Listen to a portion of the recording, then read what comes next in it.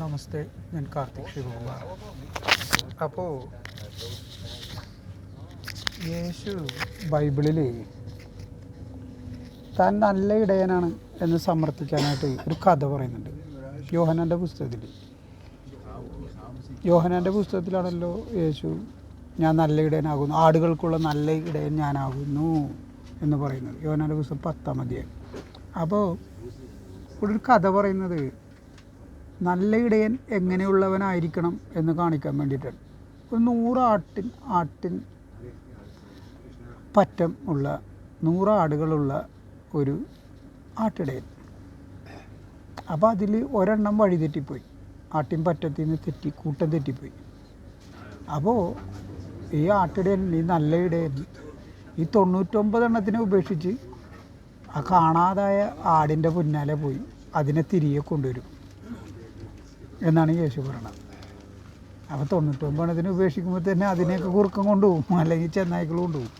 അതുപോട്ടെ, എന്തായാലും യേശു പറയുന്നത് ഇങ്ങനെയാണല്ലോ, നല്ല ഇടയനാണെന്നുള്ളതിൻ്റെ ലക്ഷണം ഇതാണ്.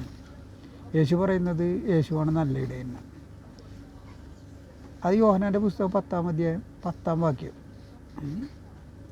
I am the good shepherd എന്ന് പറയുന്നുണ്ട്. പിന്നെ യോഹന്നാൻ്റെ പുസ്തകം 6-ാം അധ്യായത്തിൽ 65-ാം വാക്യം, അവിടെ യേശു ഒരു കാര്യം പറയുന്നുണ്ട്. അതായത്, എൻ്റെ പിതാവിൻ്റെ അടുക്കൽ നിന്ന് വരം ലഭിച്ചവർക്കല്ലാതെ മറ്റാർക്കും എൻ്റെ അടുക്കൽ വരാൻ കഴിയില്ല എന്ന് പറയുന്നത്. അപ്പോൾ ഇത് കേട്ടപ്പോൾ യേശുവിനെ അനുഗമിച്ചിരുന്ന ഒരുപാട് പേര് അവനെ ഉപേക്ഷിച്ച് പോയി എന്ന് എഴുതിയിട്ടുണ്ട്. എൻ്റെ തൊട്ടടുത്ത വചനമാണ് 66-ഓ 67-ഓ യോഹന്നാൻ്റെ പുസ്തകം 6-ാം അധ്യായമാണ് ഞാൻ പറഞ്ഞത്. ഇനി റെഫറൻസ് തന്നില്ല എന്ന് പറയാതിരിക്കാൻ വേണ്ടിയിട്ടാണ് കൃത്യമായിട്ട് റെഫറൻസ് ചെയ്യുന്നത്. സത്യം പറഞ്ഞാൽ ഇതൊക്കെ ഗൂഗിൾ ചെയ്ത് കഴിഞ്ഞാൽ നിങ്ങൾക്ക് തന്നെ എടുക്കാനുള്ളൂ. എനിവേ, അപ്പോൾ യേശു പറഞ്ഞത് ഇഷ്ടപ്പെടാണ്ട് കുറേ പേര് യേശുവിനെ ഫോളോ ചെയ്യുന്നത് ഉപേക്ഷിച്ച് നിർത്തിപ്പോയി. അപ്പോൾ യേശു തൻ്റെ 12 പേരോട് എപ്പോഴും കൂടെ നിൽക്കുന്ന 12 അപ്പോസ്തലന്മാരുണ്ടല്ലോ, അവരോട് യേശു ഒരു ചോദ്യമുണ്ട്. എന്താ, നിങ്ങളും പോകുന്നോ എന്ന് ചോദിക്കുന്നുണ്ട്. അതായത് നേരത്തെ പറഞ്ഞ കഥയുടെ ഓപ്പോസിറ്റാണ് യേശു പ്രവർത്തിക്കുന്നത്. നല്ല ഇടയൻ 99 ആട്ടിൻകൂട്ടത്തിൽ 100 ആട്ടിൻകൂട്ടത്തിൽ ഒരെണ്ണം തെറ്റിപ്പോയി കഴിഞ്ഞാൽ അതിനെ തേടി പിടിച്ച് തിരിച്ച് ആട്ടിൻപറ്റത്തിലേക്ക് കൊണ്ടുവരും. അവനാണ് നല്ല ഇടയൻ എന്ന് പറഞ്ഞിട്ട് യേശുവിൻ്റെ പ്രവൃത്തി നോക്കൂ. കുറേ പേര്, ഒത്തിരി ആൾക്കാർ യേശുവിനെ ഉപേക്ഷിച്ച് പോയി എന്നാണ് പറഞ്ഞത്. യേശുവിനെ ഫോളോ ചെയ്യുന്നത്, ദേ സ്റ്റോപ്ഡ് ഫോളോവിങ് ഹിം. യേശുവിനെ അനുഗമിക്കുന്നത് അവർ നിർത്തി. അപ്പോൾ ക്രിസ്ത്യാനി അല്ലാണ്ടായി. അപ്പോൾ യേശു നേരത്തെ പറഞ്ഞ കഥ വെച്ചുകൊണ്ട് എങ്ങനെയാണ് പ്രവർത്തിക്കേണ്ടത്, എന്താ ചെയ്യേണ്ടത്? ഈ 12 ശിഷ്യന്മാരെ വിട്ടേച്ച് അവരുടെ പിന്നാലെ പോകണം, ഈ നഷ്ടപ്പെട്ടു പോയ കുഞ്ഞാടുകളുടെ പിന്നാലെ. എന്നിട്ട് അവരെ തിരിച്ചു കൊണ്ടുവരണം. എന്നാലല്ലേ യേശു നല്ല ഇടയനാവുള്ളൂ. പക്ഷേ യേശു പ്രവർത്തിക്കണത് എങ്ങനെയാണെന്ന് നോക്കൂ. കൂടെയുള്ളവരോട് ചോദിക്കണം, എന്താ നിങ്ങളും പോകണമെന്നാണ് ചോദിക്കണത്. ഇങ്ങനെ ഒരു ഫ്രോഡ് ഈ ലോകത്തിൽ വേറെ ജനിച്ചിട്ടില്ല. ഏറ്റവും വലിയ ഫ്രോഡാണ് ജീസസ്. അതുകൊണ്ടാണ് നിങ്ങൾക്ക് മനസ്സിലാക്കാൻ, ലോകത്തിന് ഇവരെ മനസ്സിലാക്കാൻ ഒരുപാട് സമയം കൊടുത്തത്. മനസ്സിലായി? ഇനി വേറൊരു കാര്യം പറയാം. അതും യേശുവിൻ്റെ ഒരു ഫ്രോഡ് പരിപാടിയാണ്. അതായത്,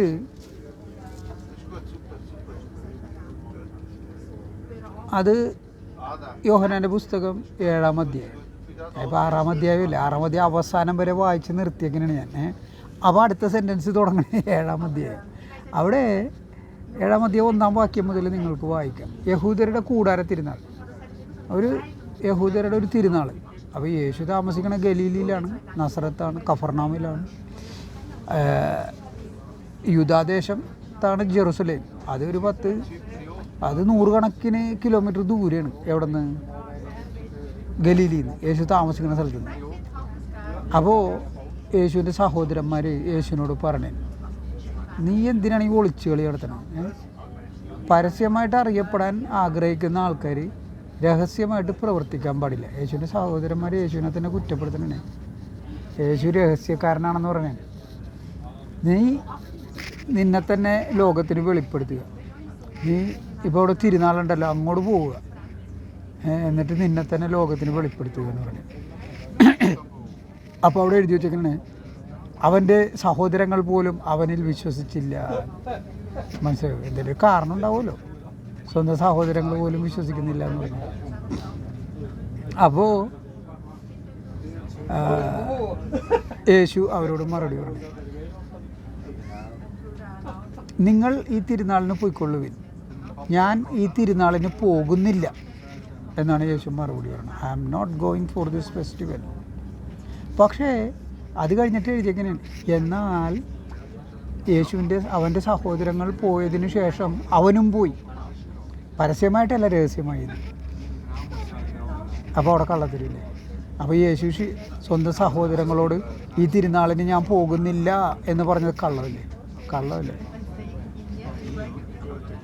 ഇങ്ങനെ തുടർച്ചയായിട്ട് ഇങ്ങനെ വായിന്ന് വരുന്നതെല്ലാം കള്ളമാണ്. ഞാൻ വേണമെങ്കിൽ ബൈബിളിൽ യേശു പറഞ്ഞിട്ടുള്ള ഓരോ കാര്യം, ഇപ്പം തന്നെ ഞാൻ ഒത്തിരി കാര്യങ്ങൾ പറഞ്ഞു കഴിഞ്ഞു, വേണമെങ്കിൽ ഓരോ വചനവും എടുത്ത് എന്തുകൊണ്ടാണ് അത് ഒരു lie, which means a statement made with an intention to deceive.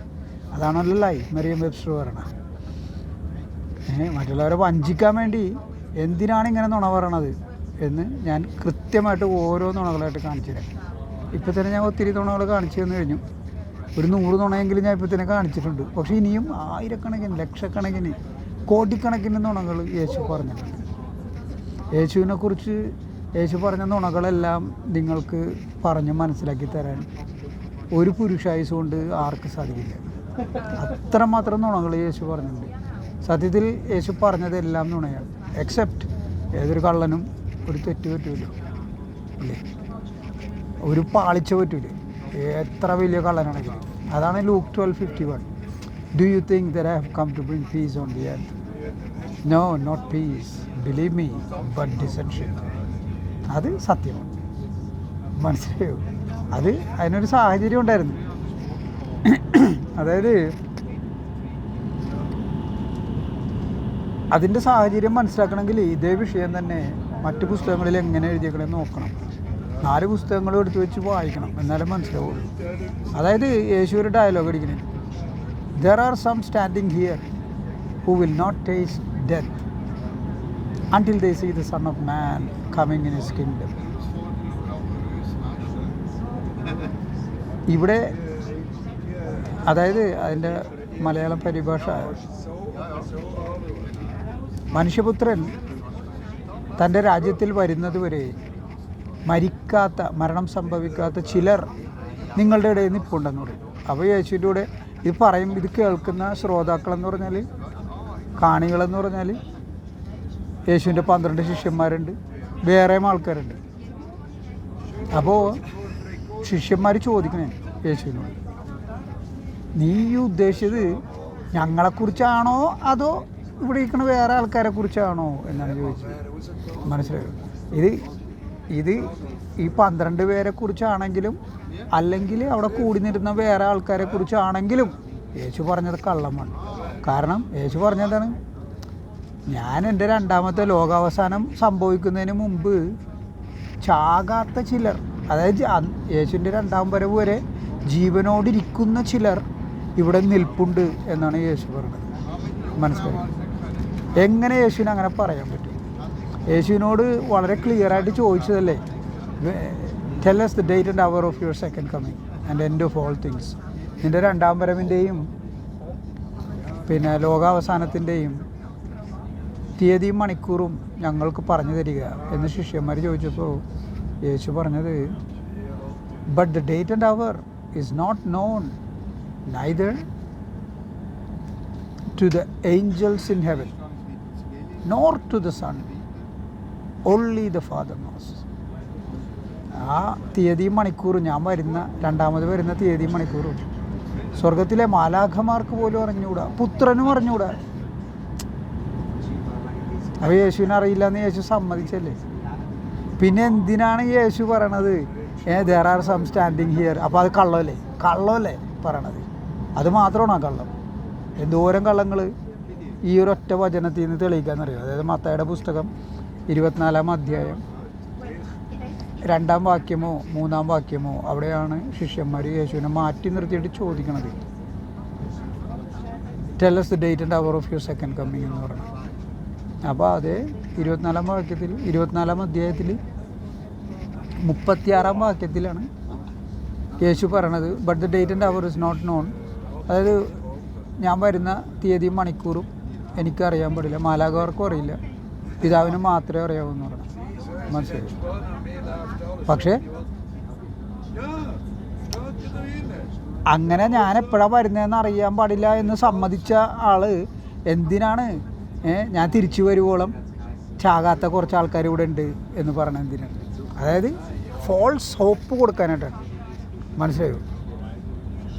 അപ്പോൾ ഇപ്പോൾ ഒരാൾ ചത്താലും മറ്റേ ജീവനോടെ. അപ്പോൾ വിചാരിക്കും അയാൾ മറ്റുള്ളവർ സംസാരിക്കും, നമ്മളൊക്കെ ഇപ്പോഴും ജീവനോടെ ഉണ്ടല്ലോ, യേശു വന്നിട്ടില്ല, പക്ഷെ എല്ലാവരും ചത്തിട്ടില്ല, പക്ഷെ അവസാനം എല്ലാവരും ചത്ത്. ഈ യേശുവിൻ്റെ ഈ വാക്ക് കേട്ടിരുന്ന സകലരും മരിച്ചു. ഇന്ന് അവരിൽ ആരും ജീവനോടില്ല. കാരണം 2000 വർഷം മുമ്പ് പറഞ്ഞതാണ് ഈ ഡയലോഗ്. മനസ്സിലായോ? പിന്നെ അതുപോലെ തന്നെ യേശു പറയുന്നുണ്ട്, the son of man will come at an hour when you are not expecting him.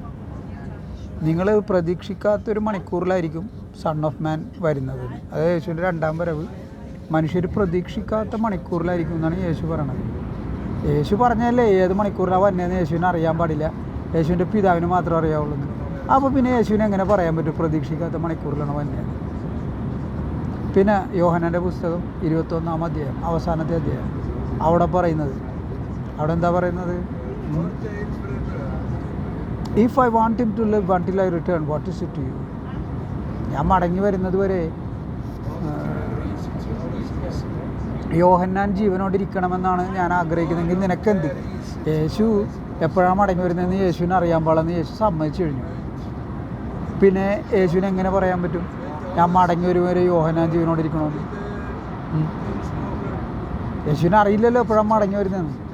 ഇപ്പോൾ യോഹന്നാൻ മരിച്ചു, 2000 വർഷമായി, ഇതുവരെ യേശു വന്നിട്ടില്ല. മനസ്സിലായോ? അപ്പോൾ യേശു എന്ന് പറയുന്ന വ്യക്തി സത്യം ലവലേശമില്ലാത്ത ഒരു വ്യക്തിയാണ്. അത് ഈ ബൈബിളിൽ യേശു തന്നെ പറയുന്ന പിശാചിൻ്റെ നിർവചനം ഏറ്റവും അർത്ഥവത്താകുന്നത് യേശുവിലാണ്. അതായത് when he speaks lies, when he utters lies, he is only uttering what is natural to him, because there is no truth in him. He is the liar and the father of lies. അത് പിശാചിനെ കുറിച്ച് യേശു യോഹന്നാൻ്റെ പുസ്തകം 8-ാം അധ്യായം 44-ാം വാക്യത്തിൽ പറയുന്നത്. അവൻ നുണ പറയുമ്പോൾ അവന് സ്വാഭാവികമായിട്ട് പറയുകയാണത്. അവന് നുണ മാത്രമേ പറയാനറിയൂ. പിന്നെ അവൻ നുണയനും നുണയുടെ പിതാവുമാകുന്നു എന്ന് പറഞ്ഞേ. മനസ്സിലായി? അപ്പോൾ അങ്ങനെയുള്ളൊരു നുണ മാത്രം പറയുന്ന ഒരു ക്യാരക്ടർ ബൈബിളിലുണ്ടെങ്കിൽ അത് യേശുവാണത്. പിന്നെ യഹോവ, if you have the fruit of knowledge you will die എന്ന് പറഞ്ഞ നുണ. എന്ത് നുണയാണത്? നിങ്ങൾ അറിവിൻ്റെ കനി തിന്നാൽ നിങ്ങൾ മരിക്കും എന്ന് പറഞ്ഞു. നന്മതിന്മകളെക്കുറിച്ചുള്ള അറിവിൻ്റെ കനി എന്നിട്ടാണ് ബൈബിൾ ഇറക്കി കൊടുത്തേക്കണത്. നിങ്ങൾ അത് ചെയ്യരുത്, നിങ്ങൾ കൊല്ലരുത്, കള്ളസാക്ഷി പറയരുത്, മോഷ്ടിക്കരുത്. അത് നന്മതിന്മകളെക്കുറിച്ചുള്ള അറിവല്ലേ അത്? അപ്പോൾ അത് തിന്നാൽ മരിക്കും എന്ന് പറഞ്ഞിട്ട് എന്തിനാണ് ഈ വിഷം തരുന്നത്? അങ്ങനെ ഒരു ചോദ്യം കൂടി അവിടെ ഉണ്ട്. മനസ്സിലായോ? അപ്പോൾ ഈ ഫാദറും സണ്ണും, യേശുവിൻ്റെ ഡാഡിയും യേശുവും രണ്ടും കള്ളന്മാരാണ്. നുണയും പെണ്ണൂട്ടികളെയും വേശ്യകളെയുമാണ് ഇഷ്ടം രണ്ടുപേർക്കും. യേശുവിൻ്റെ അപ്പൻ നോക്കൂ, അബ്രഹാമിന് ഇഷ്ടമാണ്, ദാവീദിന് ഇഷ്ടമാണ്, തമാറിന് ഇഷ്ടമാണ്, സാറിന് ഇഷ്ടമാണ്. ഈ വേശ്യകളെയും പെണ്ണൂട്ടികളെയും യേശുവിൻ്റെ അപ്പന് ഇഷ്ടമാണ്. യേശു അതുപോലെ തന്നെയായിരുന്നു. യേശുവും വേശ്യകളുടെ കൂടെ തന്നെയായിരുന്നു. മനസ്സിലായി? യേശുകളുടെ കൂട്ടുകാരനായിരുന്നു. യേശുവിന് ആരെയാണ് ഇഷ്ടം? മാർത്തനെ ഇഷ്ടമാണ്, മറിയനെ ഇഷ്ടമാണ്, മാർത്തയുടെ സിസ്റ്റർ മറിയ. പിന്നെ മഗ്ദലനക്കാരി മറിയ, അവളെ ഇഷ്ടമാണ്. സകല വേശ്യകളെയും യേശുവിന് ഇഷ്ടമാണ്. യേശുവിൻ്റെ അപ്പൻ്റെ അതേ സ്വഭാവം. മനസ്സിലായി? അപ്പോൾ ഇങ്ങനെയുള്ളൊരു ആളെ ദൈവപുത്രനാണ്, ദൈവമാണെന്നൊക്കെ പറഞ്ഞ് മനുഷ്യർ ആരാധിക്കുന്നതാണ് മനുഷ്യൻ്റെ എന്താ പറയുക ഏറ്റവും ശോചനീയ അവസ്ഥ, പരിതാപകരമായ ഏറ്റവും പാത്തറ്റിക് ആയിട്ടുള്ളൊരു അവസ്ഥ എന്ന് പറയുന്നത് അതാണ്. അത് മാറണം. ആ അവസ്ഥ മാറണമെങ്കിൽ ഈ യേശുവും യേശുവിൻ്റെ പിതാവും രണ്ടും കള്ളന്മാരാണ് എന്ന് മനസ്സിലാക്കണം. യേശു പലപ്പോഴും പറയുന്നൊരു കാര്യമുണ്ട്, അതായത് ഞാൻ മുകളിൽ നിന്ന് വന്നു, പിതാവിൽ നിന്ന് വന്നു. ഏത് പിതാവ്? സ്വർഗസ്ഥനായ പിതാവ്. അപ്പോൾ സ്വർഗത്തിൽ നിന്ന് വന്നു, പിതാവിലേക്ക് തന്നെ ഞാൻ മടങ്ങിപ്പോകുന്നു എന്ന് യേശു പറയും. പക്ഷേ അതേ യേശു തന്നെ വേറൊരു ഡയലോഗും പറഞ്ഞിട്ടുണ്ട്. No one knows where the wind is coming from and no one knows where it is going. ഈ കാറ്റ് എവിടെ നിന്നാണ് വരുന്നതെന്ന് ആർക്കും അറിയാൻ പാടില്ല, എങ്ങോട്ടാണ് പോകുന്നതെന്നും ആർക്കും അറിയാൻ പാടില്ല. അപ്പോൾ യേശു തന്നെയല്ലേ പറഞ്ഞാൽ ഞാൻ മുകളിൽ നിന്ന് ഡാഡിയുടെ അടുത്തുനിന്ന് വന്നു, തിരിച്ച് ഡാഡിയുടെ അടുത്തോട്ട് പോകുന്നു എന്ന് പറഞ്ഞിട്ട് എന്തിനാണ് ഇങ്ങനെ പറയണത്? അപ്പോൾ യേശു വന്നത് മുകളിൽ നിന്നല്ല, അതാണ് അതിൻ്റെ അർത്ഥം. മനസ്സിലായോ? അപ്പോൾ ഇത്രയും പറഞ്ഞിട്ട് നിർത്തിട്ട് ഞാൻ അടുത്ത സ്റ്റോപ്പ് എത്താറായി, ഓൾട്ടൺ. അവിടെ ഇറങ്ങണം. നന്ദി, നമസ്തേ, ഹർ ഹർ മഹാദേവ്.